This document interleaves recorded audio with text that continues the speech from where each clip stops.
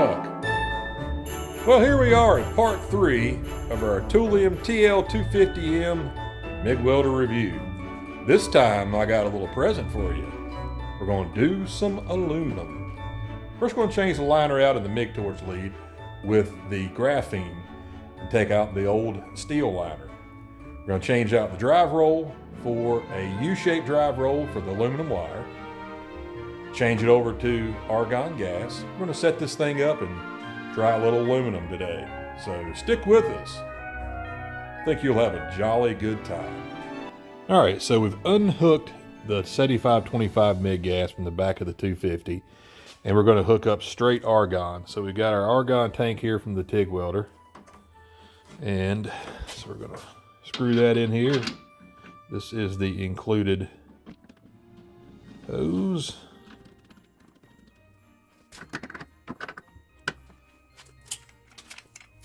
And next, we're going to change out the liner in this here torch. So let's take that loose.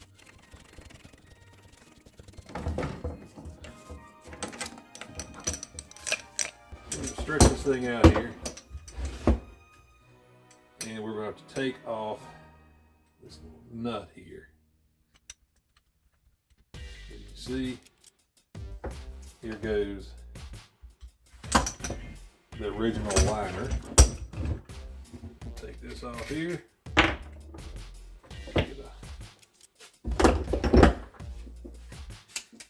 Get some precision tools here.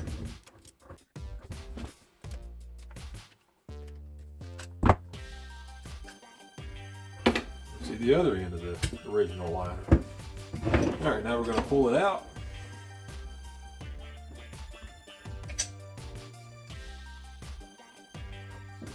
O-ring and then the little nut here.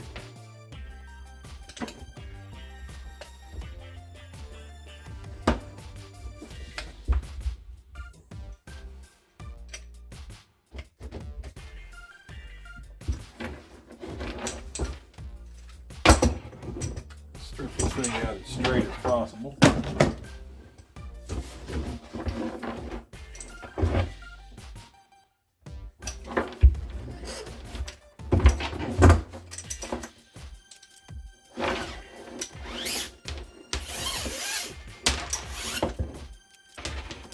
And there we have our regular liner. As you can see, this thing is metal. It's like a wound up spiral piece of metal wire there. So you can see why this wouldn't work as well for a smooth transmission of your aluminum wire going through it. So let's get our other one. All right, here we have our graphene liner. Go ahead and open this up. Go ahead and kind of measure it out here and see that we have the same amount. Take this little ferrule off, this little.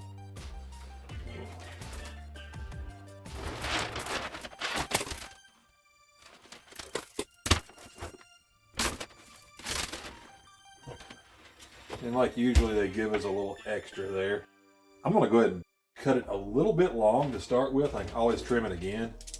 Just want to make sure that we have enough. I don't want to end up being too short on it. All right.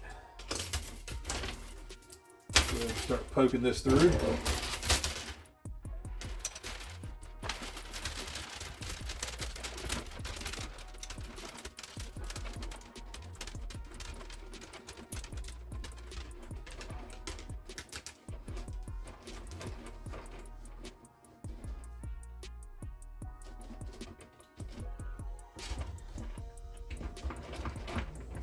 Kind of stopped there. Let's see if we got a jam here. All right, we are having difficulty getting that last bit in there. Obviously it's hanging up in this gun here. So what do? We take apart the gun. Can't let it stop us, that's for sure.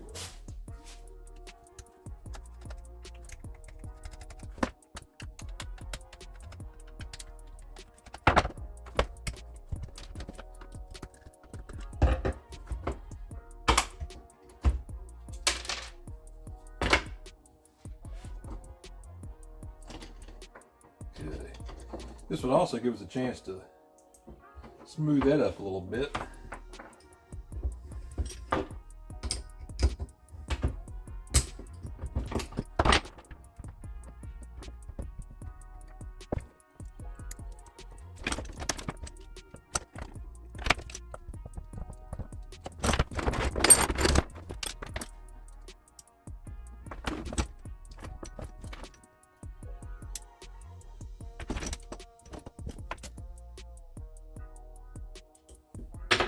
All right, ta-da! Good day. It's a little difficult. All right. So now we got it all the way through after we take the whole torch apart. But I guess we got it. Now, screw this back on here.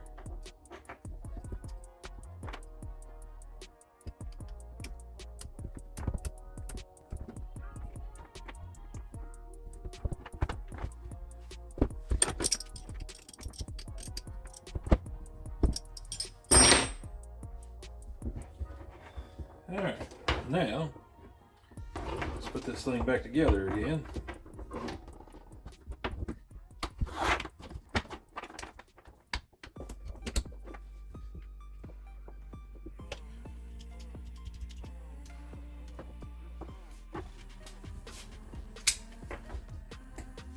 Go ahead and take a little bit of plastic off of here so it won't be so sticky on that trigger. Not much, just a little bit.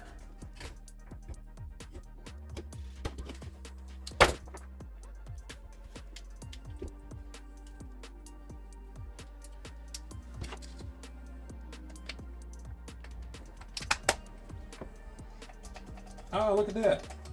Nice.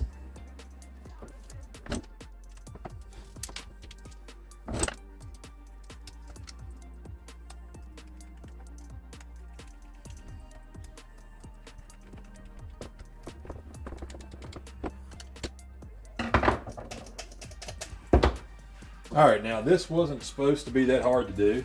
It was supposed to slide right on through there and come out the other end. But maybe I should have, maybe it'd be a good idea to take a piece of sandpaper and kind of smooth up the sharp edges on this thing before you try to poke it through, because mine had quite a bit of difficulty making it through the very last section of this stuff. And I had to take a pick and finish it and get it the rest of the way out. So anyway, that may be a tip for you when you do yours. Go ahead and sand that a little bit because it is a little rough now that I feel of it. All right, so now let's get the rest of this back together. I want this thing to go about as far as it will go.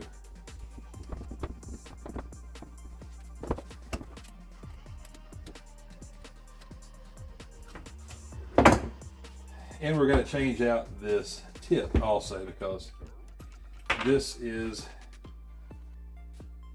a tip for 30 thousandths wire. We'll need to remove that tip. That's which one you still have on there. They do give you some 35 thousandths tip, and the rollers for 35.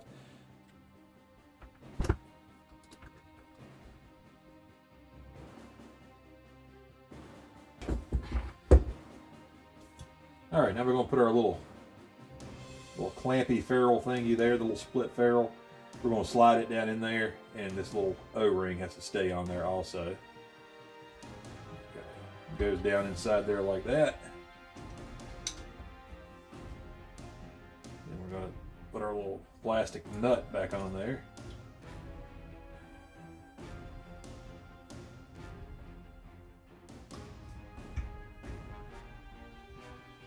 Just going to finger tight that, 'cause I'm kind of scared of that little plastic nut there.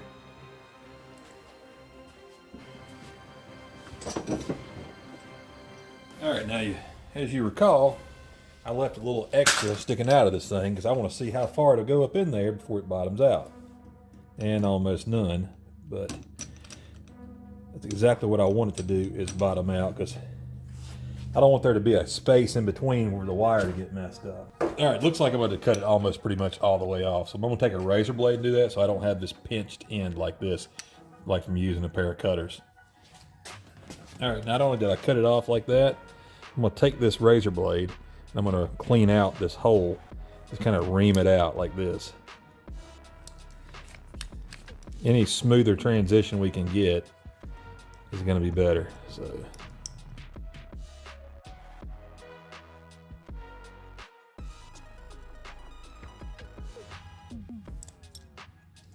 As you can see there, put a nice little round entrance into it there, a little tapered entrance. I'm gonna line it up with the other thingies there. And tighten it on the collar up. Tighten it nice. All right, now back to over here. We removed our old drive roll. Now we want our U drive roll this time. As you can see right here, it says U09. And it's the same size on both sides. So this thing is only recommended to run 35 thousandths wire or 09 millimeter wire. So it doesn't really matter which way you put this thing in here. It's gonna be okay. Kind of wish it would do 045 or something, because it'd probably be a little easier to feed it. Wouldn't be as fragile. But, you know, it is what it is. Then we install our cap back on. Holds it on there. All right. Now we're going to go ahead and put on our roll of aluminum wire. This is something I picked up at the local welding supply store here. And this is an ER 5356 wire, which is the stiffer of the wire. 4043 is a little softer, harder to run through a whole length of stuff like this. You don't want to run that if you don't have a spool gun. If you got a spool gun, then go for it. All right, so let's go ahead and put this on here. I prefer the larger spools of wire. These little wire spools are kind of a pain, but so you got to take off the big adapter here that you normally would use.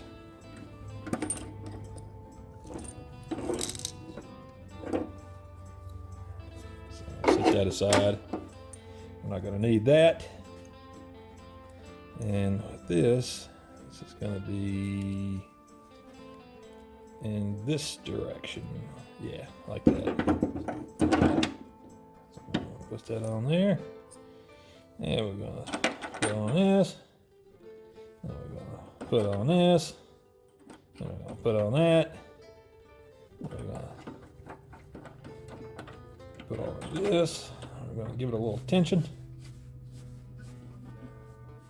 We want it to be fairly loose. We're going to go ahead and put the tension on there first so it don't unroll itself while I'm trying to get it fed.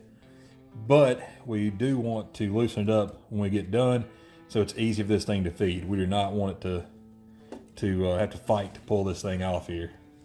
All right, let's go ahead and plug this thing back up. All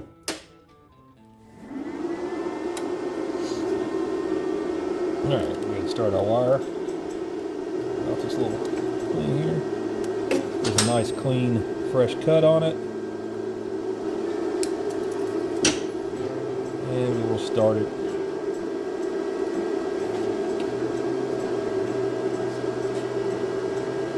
Just like normal.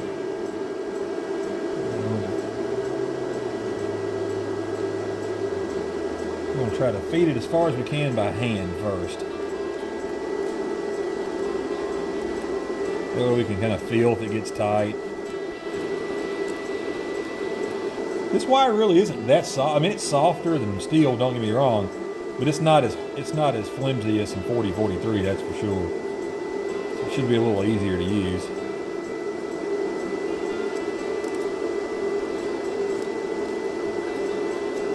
So far, I haven't felt it snag or anything, and I've got the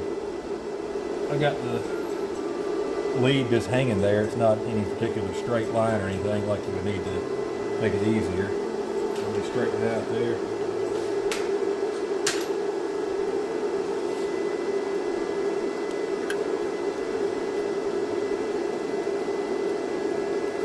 Flip this down.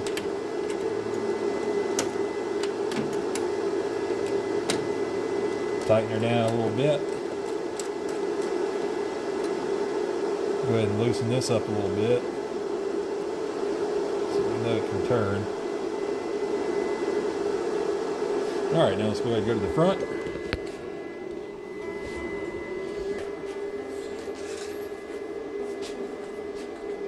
Normally I don't take these off like you know before, because steel wire always finds its way out. I've never needed to do that before. But with this aluminum wire, it is so much easier to kink up. We're going to go ahead and take these off. Let's see if we can run it on out of here. Keep this straight as possible.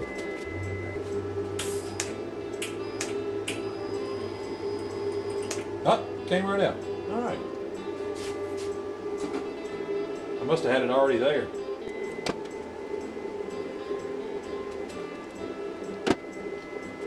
So we'll go ahead and close this up and we'll try to do some welding. All right, 210.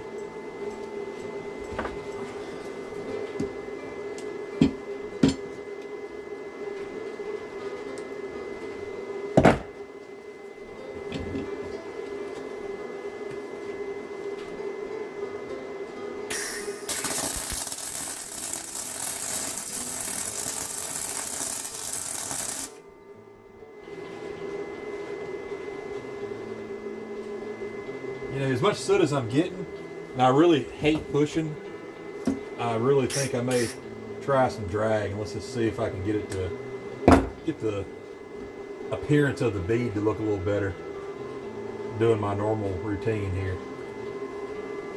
Let's see, let's start up here.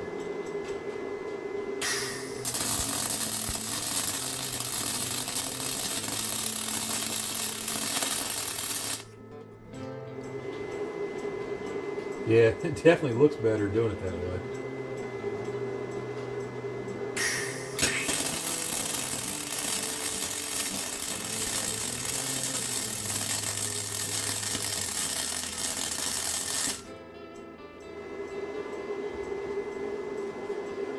All right, now let me turn it down a little bit since we're getting hot.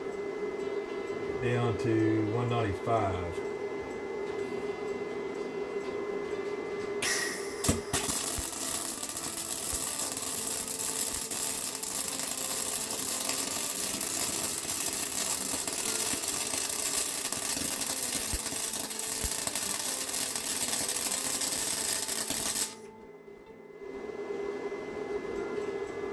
Yeah.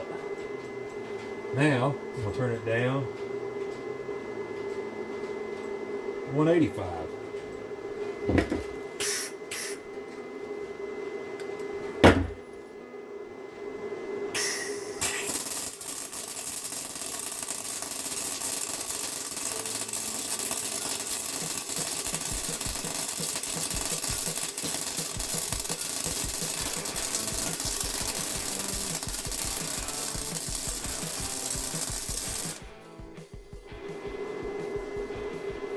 Alright, now we're talking. I think I got it figured out here how to get this thing to work. Just going to ignore the soot and just go ahead and just get the drag on. But that's just me. Experts say to push it, so you know how it goes. Let's go, let's make it straight down this side here.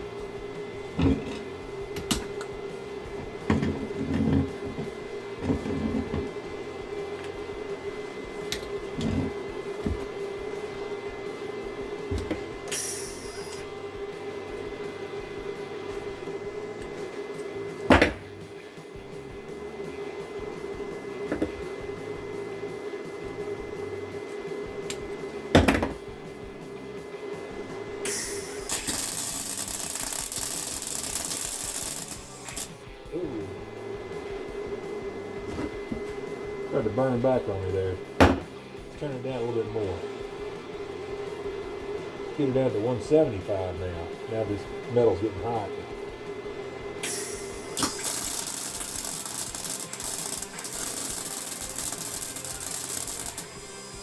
Yep, it's starting to burn back on it a little bit there. But anyway. Alright, so here we go. We got it cleaned up so you can see. We started out at the required amperage, what we think is the required amperage by our guesstimation off the chart. If you look at the chart, Here we have aluminum and the synergy setting. If you go up here, we were somewhere around 180 on the thickness, and we have 177 and 196. Go down here, we should have been about 210. So that's where I was at, and that was probably a little too hot. And plus I hadn't really figured it out yet. So this was, you know, too hot and not very nice looking. I stopped a little bit right here and then restarted. Then I decided to turn it down. I turned it down to 195 and it cleaned up a bunch and it started having a little profile. It looks a whole lot better. And then by the time I got there, started feeling it getting a little hot again. I turned it down 10 more amps and this was 185 here. And if you look, they almost look identical. So this kind of goes along with my conclusion that if you're going to use the synergy settings on this machine, you probably want to start out about what it calls for. And as you work, you need to turn the machine down as you go. Stop and turn it down until you can't go but so low, then the wire speed gets too slow for it and it starts doing burn back, which was happening here. If you want to use the manual MIG settings, you can probably get around that by just adjusting the wire speed separate from your voltage. But I like them synergy settings a lot. For me, it would just be simpler just to let the piece cool off a little bit before you keep going. But that's pretty much it. I'm gonna it definitely welds aluminum. Let me find another piece of scrap maybe and we'll try a little something else out on it. All right, let's try this little T-joint here. We are set at 210 amps. And I'm gonna go back to my old drag method here. I know you're not supposed to, but oh well.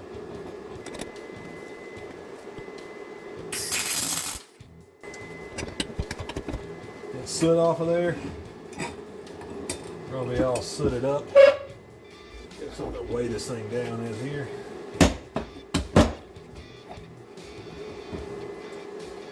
All right, let's get it a little warm this time.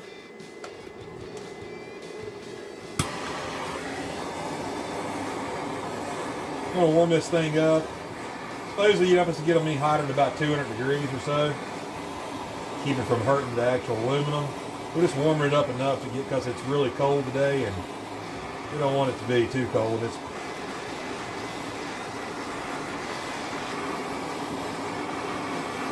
gonna concentrate on where we're starting, not where we're finishing. Because by the time we get over there, it's gonna be hot anyway.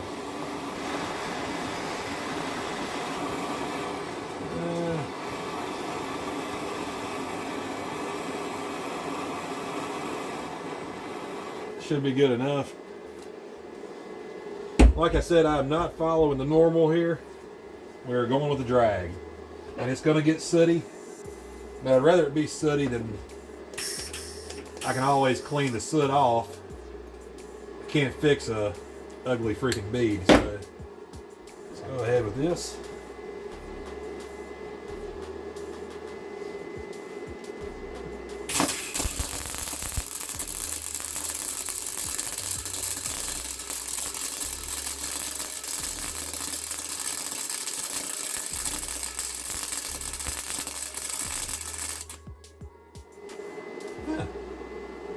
Was looking all right. Let me take a little heat off. Get her down to about 200.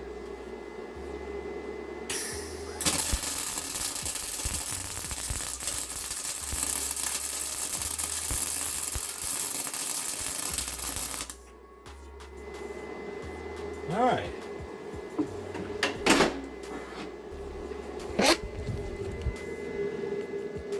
The start and stop ain't the greatest, but it was doing okay. Go ahead and get the other side. Oh, that's how you get to 4T. I just figured it out. You gotta turn the knob.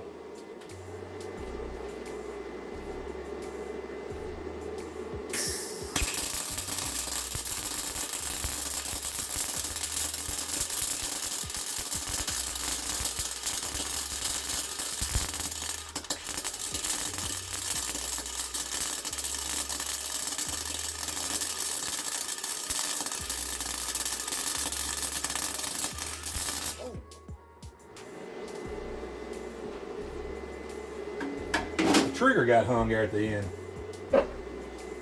Thought I'd fix that. You know, you can see it looked good until my trigger got hung and I couldn't get off of it, but clean that up and see how she looks.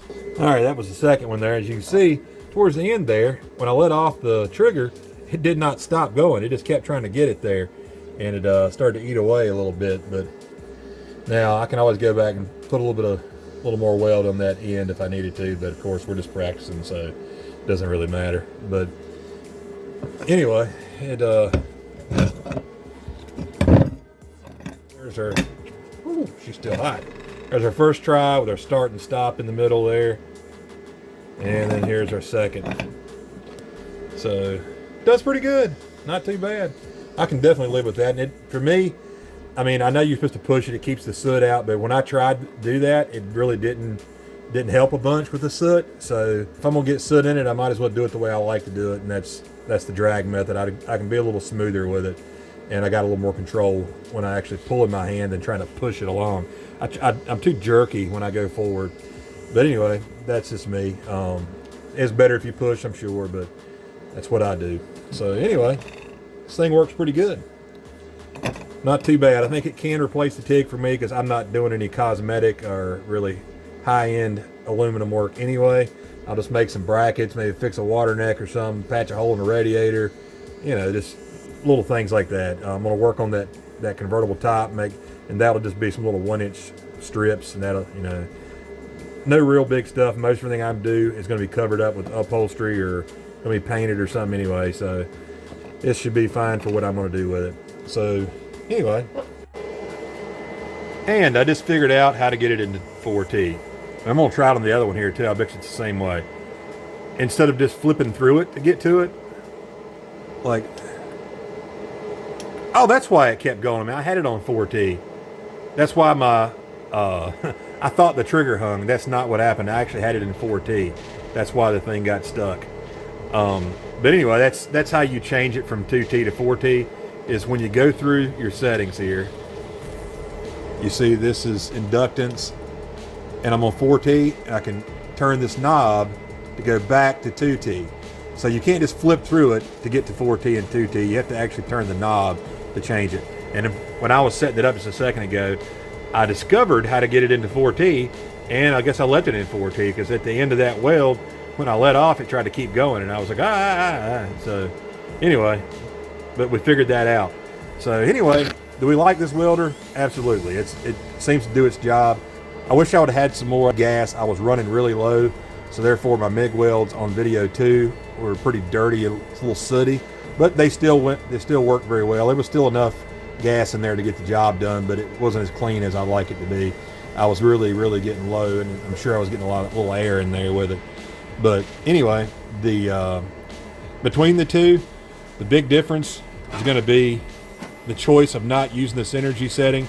The 200 is just synergy only, which means you set your amperage, which also sets your wire speed, and then you have normal setting is recommended setup, and then you can go up and down, basically micro adjust your volts up and down, which we figure is about 3 volts up and down from max to low. So, and with the 250, you get to use the synergy if you want, which I don't see why you wouldn't unless you really want to get down to the nitty gritty. But you also can use the manual MIG mode, which allows you to set just your wire speed and voltage independently, like a traditional MIG setup. So also, you got your MMA, that's stick welding. I would never do that because I do automotive stuff mostly. If you want to fix a fence or something, or weld a pipe on an oil line or something, then go for it. But and the lift TIG, that's lift only. Both these machines have that feature. You have to buy the torch separately. If you just want to practice and play around with it, it'd be fine. It's kind of doing it old school way. It does not have the high frequency start. Instead, it's just lift TIG only, which means you put your tungsten down on the workpiece, and when you pull it off of it a little bit, the arc starts, and you basically have to snap it away to get it to cut off, which that's a little harder to do it that way. If you learn how to do it that way, and then you end up getting a machine that has high frequency start and an amperage control with a pedal and everything, you're gonna really be good at it. But anyway, and we got our settings over here. We got our CO2 or MIG mixed gas here, and then we got our flux core. If you want to use flux core, it's kind of not an automotive type deal, so that's something that I wouldn't do. But if you don't want to use gas and you want to, fix stuff outside your lawnmower, then go for that. But And then we have our aluminum setting, which would be straight argon. Then we got our wire selection. Here we got aluminum, and it's 0.9 millimeter or 0.35 thousandths wire. That's the only choice for doing aluminum with this machine. And then we go to 0.9 or 0.35 regular MIG wire. Then we have 0.30 regular MIG wire, which is what I usually use. And then you can even go down to 0.24 if you're doing some stuff like, you know, sheet metal work or whatnot. You want a little wire. When I said that this thing only went down to 55 amps, that is on the 220 setting. If you plug it into straight 110, it can go down to 35 on the amperage settings on manual MIG. So, and then of course 2T, 4T, we just figured out how to use that just now. And then inductance. The inductance is kind of this preference deal there. On the lower side, it's a little cracklier kind of sound, and it kind of freezes your weld out. It gives it a little more defined ripples. The further you turn it up, the more it kind of just flattens out and kind of just melts all together. If you're doing something heavier metal, sometimes you want to turn it up, what I understand, but I just set it in the middle and just kind of leave it alone. Works okay. We used MIGs for years, didn't have that setting, and you know, whatever they were set on seemed to work. So anyway, before I go on this video, I want to see if I can get the old 204T, since I just figured out how to do it with the 250. So hang on one second, let me swap these things around. So let's go over here. There's your inductance, 2T. It works. You turn it to 4T with the knob. I thought that you could just go through with this, just hitting the buttons, but that does not do it. When you're on that, when it's flashing, you can turn it and see it's 4T now. Now we're back to 2T, just by turning the knob. So it is redeemed. It actually does work. So, and we figured it out by accidentally doing it on this one. All right, so that's pretty much it. I appreciate you guys sticking with me as I go through the little review here. Be sure to subscribe to the channel and like this video. Go ahead and make a comment, good or bad. I'd love to hear from you, and any questions, I'll try to answer them the best I can. Anyway, that's pretty much it for today. Chuck out.